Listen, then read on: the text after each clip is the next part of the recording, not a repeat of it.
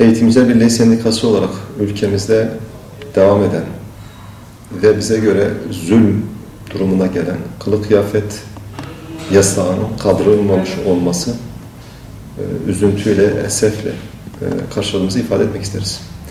Bilindiği gibi Milli Eğitim Bakanlığı, Bakanlar Kurulu kararına dayanaraktan 27.11.2012 tarihinde okullarda daha çok öğrencilerle ilgili bir kılık kıyafet yönetmeliği yayınlamıştır.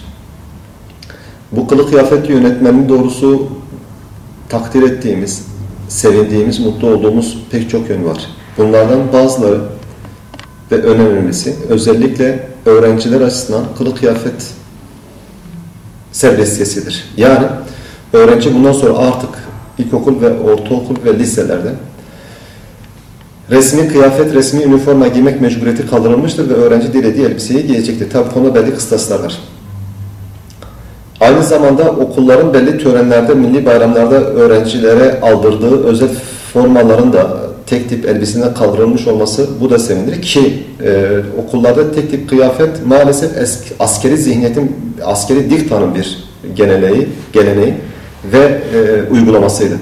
Dolayısıyla bunların kaldırılmış olması güzel. Fakat maalesef dindar kesimin, bu ülkenin mütedeyyin insanların, bu ülkenin yıllardır mağdur edilen insanların beklentisi olan başörtüsü yasağının halen devam ediyor olması kabul edilemez, tasvip edilemez ve kesinlikle kaldırılması gereken bir yasak ve ilke, aynı zamanda çağ dışı bir uygulama olduğu kanaatindeyiz.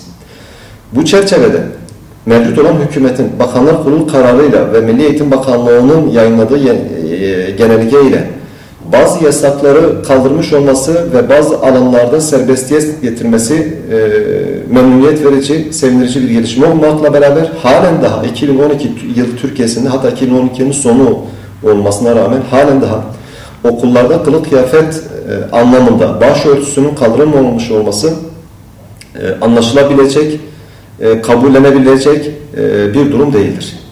Bu nedenle vakit varken hükümete sesleniyoruz, siyasilere sesleniyoruz ve diyoruz ki lütfen elinizi taşın altına koyun, halkın size verdiği yetkiyi, halkın beklentileri doğrultusunda kullanın ve bizi bu ilkel yasaktan kurtarın.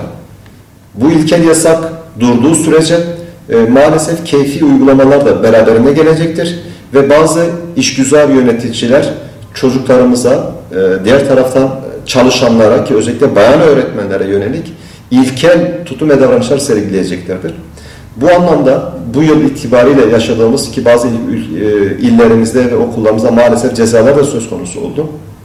Bir daha böyle bir mağduriyetin, böyle bir anlamsızlığın, hukuksuzluğun, haksızlığın yaşanmaması anlamında beklentimiz kılık kıyafet yasağının tamamen sona erdirilmesidir. Bu konuda umudumuzu koruyoruz, korumak istiyoruz. Dileğimiz ve temennimiz hükümetin bir an önce sağlıklı, cesur, haklı, adil bir adım atması ve bu saçma yasağı bir an önce sona erdirmesidir.